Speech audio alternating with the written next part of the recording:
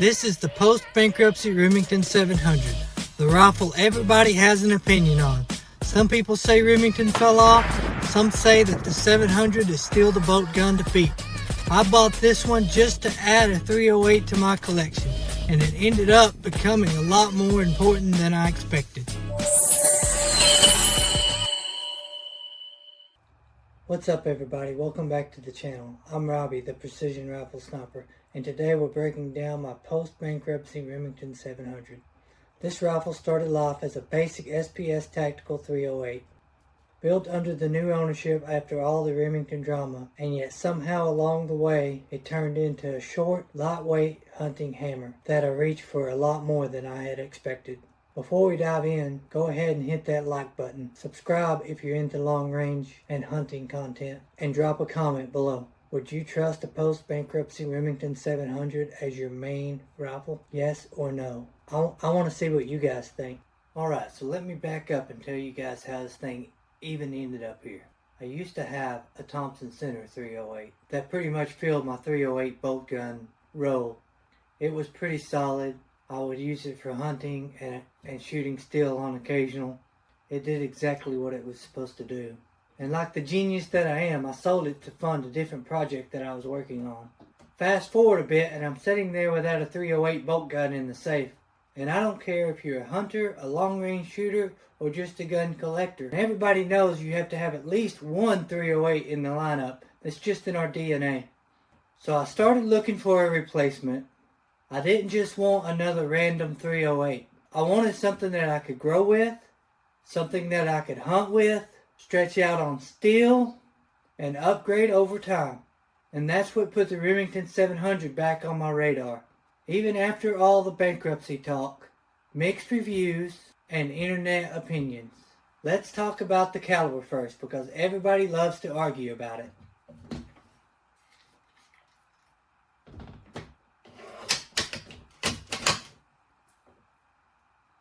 Yeah, there's trendier rounds. All the 6.5s, 6mm, and the little hot rod PRS cartridges. I shoot those too, and I love those. But the 308 is still the workhorse. For hunting and training purposes, everything inside 400 or 500 yards, the 308 just works. So it hits hard, and it forces you to respect the wind and drop. And the best part is there's ammo everywhere. So why Remington 700 and why a post-bankruptcy one? Because the 700 action is still one of the most supported patterns on the market. There are entire companies that are building Remington 700 pattern actions and parts. Chassis, stocks, triggers, bottom metals, you name it. If I wanted to turn this thing into a heavyweight long-range match rifle, I could do that. With the Remington 700, you're not boxed into anything. And honestly, I wanted to see what the new Remington rifles were all about. This rifle was built after the bankruptcy, under the new ownership, and the question in my head was, is this still the 700 we can trust? Or is it just the name on the side of the action? So I bought this thing with my own money, no sponsors, just curiosity, and this story took a turn I wasn't expecting. If you guys follow the channel, you'll know that I had a Proof Research 6.5 Creedmoor with an impact action living in this chassis.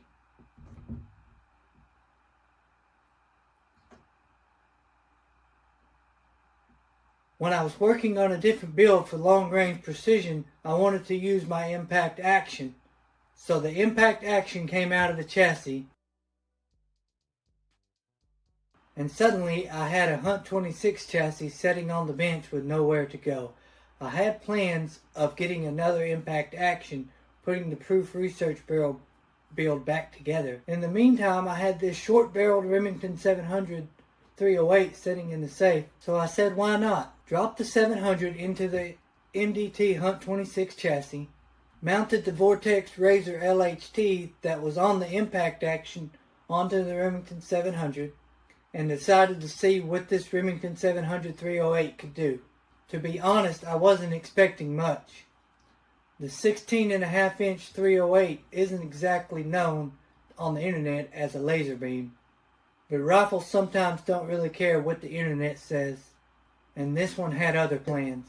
So the heart of this setup is this MDT HNT26 chassis. Carbon fiber, lightweight and stiff, and actually designed with hunting in mind. Compared to a big heavy PRS chassis, this thing carries very well.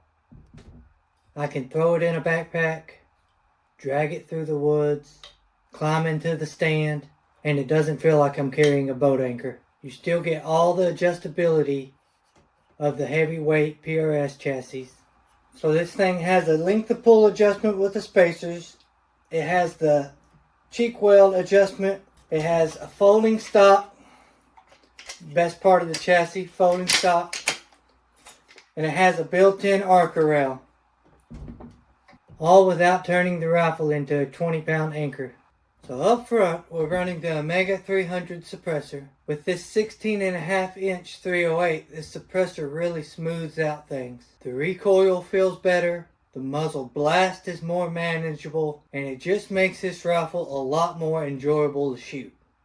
And for a hunting setup where most of the time you're only shooting one shot, I really like keeping it suppressed. And the best part, the short barrel with the suppressor keeps the overall rifle length very reasonable. It doesn't feel like you're swinging a fishing pole around in the woods. And on top, like I said before, is the Razor LHT 4.5 to 22. This thing is very lightweight, crystal clear glass, and turrets I feel confident in when I'm dialing to long range on steel or doing any ethical range testing. And this short barrel doesn't mean short on capability, especially when you got a piece of glass that lets you see what's going on. And with the nice Vortex scope, I decided to go with some of their Vortex rings. These are the Vortex Pros. They're actually pretty light. Trigger-wise, this rifle is running the Timney 2-stage.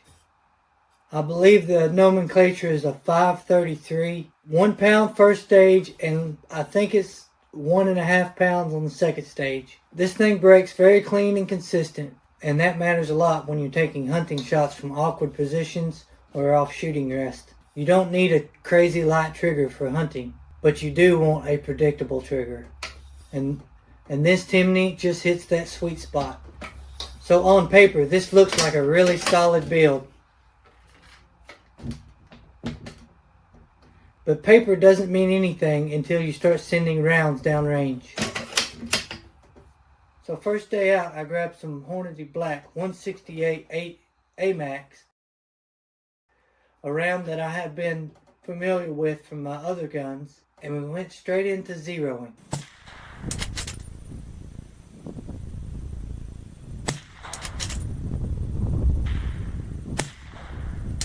Everything this gun has shot so far was well under an inch, and it was definitely some of those groups where you look at the target and go, alright, maybe we got something here. For a post-bankruptcy Remington 700 308 with a 16.5-inch barrel, this thing shot way better than I had expected. And that early confidence was dangerous, because that's when I started pushing the distance. Now, I don't shoot deer at 600 yards, but what I do like to do is some ethical testing to find out what this rifle, the ammo, and I can do at small targets at distance. So I put a deer-shaped silhouette out at 600 yards with a 6-inch plate for its vitals. And I picked up some Hornady 178 grain ELD-X, a bullet that I had trusted in my other rifles, and we took it out the distance on the 6-inch plate. And we said if we can consistently hit that area during practice, and that would tell us a lot about the realistic limits in the field. So we dialed in our dope, and we adjusted for the light wind for the day, and we broke the shot.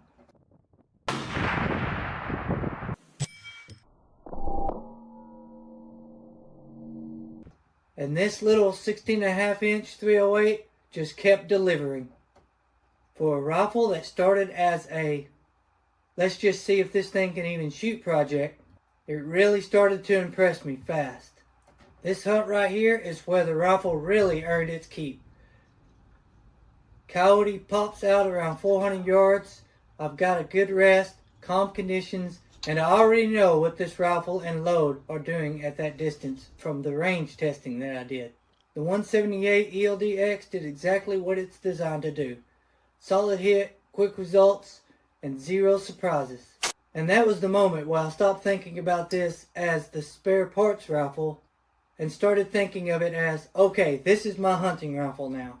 Let's go back and talk about the ammo and barrel length real quick, because this is a short 308 and that matters. Most of my deer shots I plan on being within 400 yards. I'm not trying to turn this rifle into some extreme long-range elk rig, so I don't really need the crazy high BC match ammo. What I want is to get the most speed for the barrel length, reliable expansion on targets less than 400 yards, and a tough bullet that still does its job when it gets there.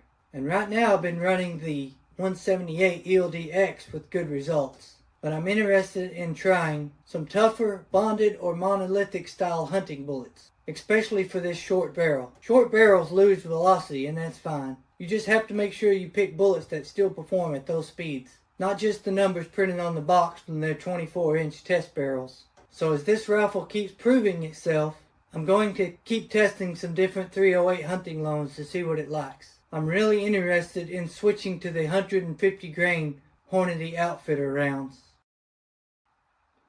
So here's what I've learned running this little post-bankruptcy Remington 700 308. Short barrels are not a limitation inside realistic hunting distances. This rifle carries easy, it moves fast in the blind and the woods, and it's a great suppressor host. And because it's so fun to shoot, I actually enjoy training with it. And all that extra time behind the rifle turns into confidence when it's time to take that ethical hunting shot. This is not a PRS race gun or one of those $10,000 custom guns. It's a simple 308 built on a proven action with a few modern parts that just flat out works. So that's the story of this rifle. A post-bankruptcy Remington 700 that I bought to replace a 308 that I had sold, that actually turned into one of my favorite rifles. Built on an MDT HNT26 chassis, topped with the Razor LHT, running a nice, crisp Timney Trigger. This rifle went from leftover parts to a rifle I carry when it actually matters. So I've got more testing plans and some more 308 ammo to test, including a few hunting loads, and I'm definitely bringing this rifle on every hunt. So drop your favorite 308 hunting ammo in the comments below, especially the guys that are running the shorter barrel 308s. I just want to see what you guys are working with. If you guys got something out of this video, hit the like button. Make sure you subscribe if you haven't already. And as always, I'll see you on the range.